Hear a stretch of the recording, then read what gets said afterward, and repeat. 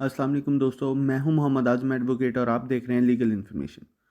आज हम डिस्कस करेंगे कि कोई भी कॉन्ट्रैक्ट, कोई भी मुआहदा या कोई भी इंस्ट्रूमेंट अगर हम उसमें दुरुस्तगी करवाना चाहते हैं, उसकी तौसीक़ करवाना चाहते हैं, वो कब होगी और किन हालात में होगी।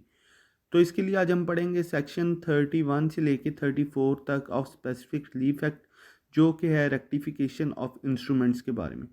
तो दोस्तों पढ़ते हैं सेक्शन 31, देखते हैं ये हमें क्या बताता है। व्हेन इंस्ट्रूमेंट में बी रेक्टिफाइड, इंस्ट्रूमेंट जो है वो कब उसकी तोसी होगी, उसमें दुरुस्तगी कब होगी। व्हेन थ्रू फ्रॉड और म्यूचुअल मिस्टेक, जब फ्रॉड या बाहमी मिस्टेक, फ्री कैन की बाहमी मिस्टेक की वजह से a contract or other instrument in writing does not truly express their intention, contract या कोई ऐसा इंस्ट्रूमेंट जो कि फ्री कैन की असल नीयत के बारे में ना बताए।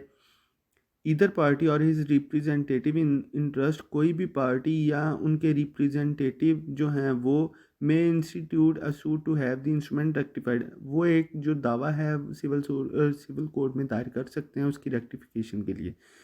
And if the court finds it clearly proved that there has been fraud or mistake in framing the instrument, और दावा दायर करने के बाद अगर कोर्ट को ये लगे कि यहाँ पे कोई फ्रॉड हुआ है या फ्री कैन या पार्टीज़ की बाहमी गलती की वजह से कोई इस तरह की गलती पैदा हो गई है कि जो पार्टीज़ की इंटेंशन है या उनकी मंशा के मुताबिक ये इंस्ट्रूमेंट है वो तहरीर नहीं हुआ, तो फिर क्या होगा जी। And ascertain the real intention of the party in executing the same, the court may in its discretion rectify the instrument so as to express the intention। तो फिर कोर्ट जो है वो अपनी डिस्क्रिशनरी पावर इस्तेमाल करते हुए उसको रेक्टिफाइड कर देगी, so far as this can be done without prejudice to right acquired by third person in good faith and for value.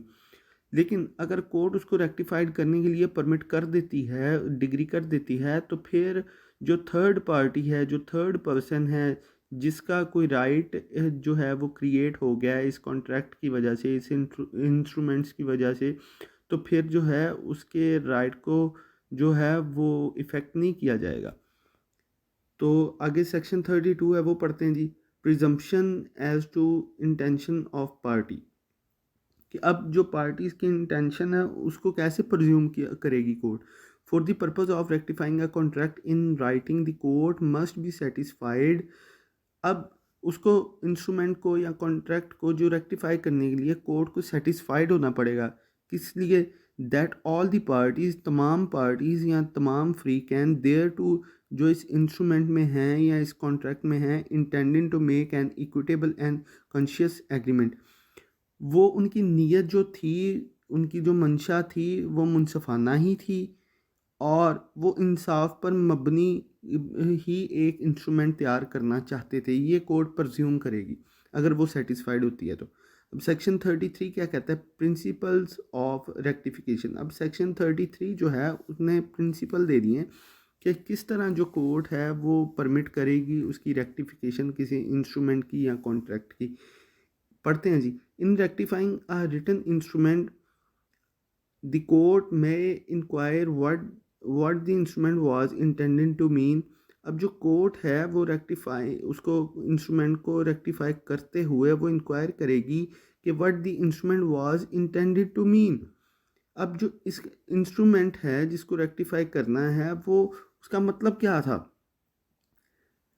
किस लिए वो लिखा गया था, उसके उसकी इंक्वायरी करेगी, उसको देखेगी अपने तौर पे।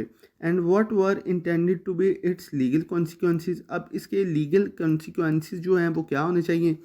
And is not confined to inquiry, court जो है वो जस्ट इस इंक्वायरी पे, उसके लीगल कॉन्सिक्वेंसेस पे या उसके मीन पे नहीं रहेगी।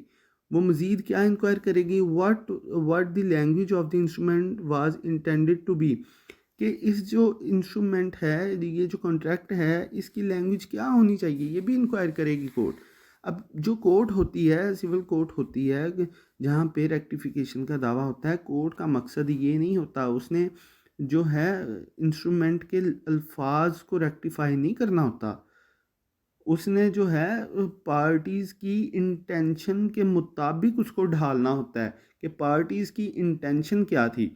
मिसाल के तौर पे ए जो है वो बी को अपनी कार सेल करता है या कोई कॉन्ट्रैक्ट कर लेता है उस बाबत, वो तहरीर हो जाता है। अब जो बी है उसने ये जिसने कार ख़रीदनी है उसकी इंटेंशन तो ये है ना कि मैंने फ़लाँ मॉडल की कार लेनी है, फ़लाँ कलर की कार है, उसका मॉडल ये है, मैन्युफैक्चरिंग ये है, मतलब उसकी तमाम तर जो आप कह सकते हैं कि उसकी बॉडी को देखना है, उसकी इंटेंशन होगी ना एक, ये तो नहीं है। अब ए जो है वो मुआहदा करता है उसकी बाबत किसी ऐसी गाड़ी की बाबत कि जो कह सकते हैं आपके मिसाल के तौर पे उसकी हॉर्स पावर जो है 1000 सीसी गाड़ी है और मुआहदा करता है वो 1000 सीसी गाड़ी का और ग्रीन कलर की गाड़ी है और दे देता है जी उसको कि ब्लैक कलर की गाड़ी 660 सीसी या कोई इस तरह का।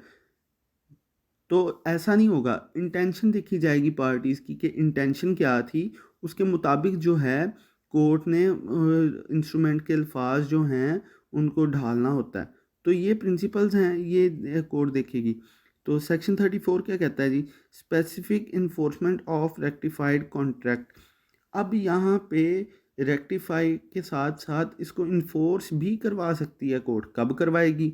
A contract in writing may be first rectified and then if the plaintiff has so prayed in his plaint the court thinks fit specifically enforce। अब जो प्लेंटिव है जिसने उसको रेक्टिफाई करने के लिए दावा दायर किया है सिविल कोर्ट में, अगर वो अपनी इस्तदा में अपनी प्रेयर में ये मांग लेता है, ये लिख लेता है कि पहले जी इस इंस्ट्रूमेंट को रेक्टिफाई किया जाए, इसकी तौसीक़ की जाए, इसको दुरुस्त किया जाए, तो उसके बाद इसको इन्फोर्स भी करवाया जाए। तो अगर वो अपनी प्रे में ये लिख लेता है, अपनी इस्तदा में ये लिखता है, ये कोर्ट से मांगता है, तो फिर जो कोर्ट है पहले उस इंस्ट्रूमेंट को रेक्टिफाई करेगी, उसकी रेक्टिफिकेशन करेगी इंस्ट्रूमेंट की और उसके बाद उसको स्पेसिफिकली इन्फोर्स भी करवा सकती है।